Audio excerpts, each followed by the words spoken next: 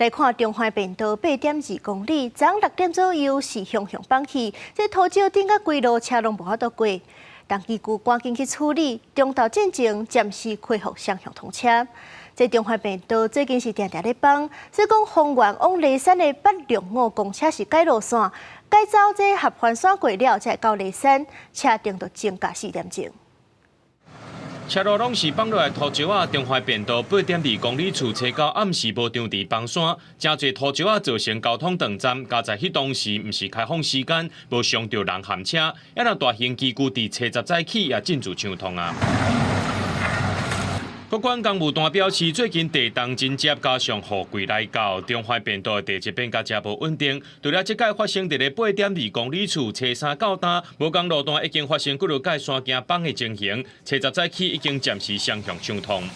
改在今天早上5点的时候，有2段开始进行抢修，那在大概6点的时候已经完成抢通单线，让中环便道7点班次都顺利的放行。受到中环便道最近才发生崩线的问题，本地丰原到梨山的865公车必须爱改道自行。丰原出发了后，行到南投合欢山，才到梨山，这交通时间比本地2点钟增加到6点钟。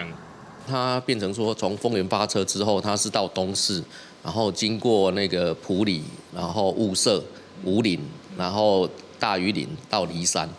对，多绕了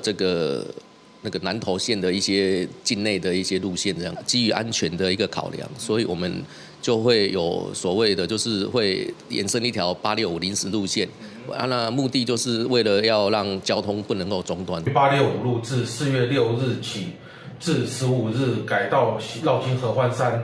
可继续提供梨山地区公共运输服务。台中市交通局表示，目前改线暂时到4月15日后的韩国关公务段确认路况，搁再研究讲敢要恢复本地路线。客运业者表示，这条路线大部分拢是观光客甲当地居民伫咧利用，也尽量让这当地公共运输袂来停止。公司新闻综合报道。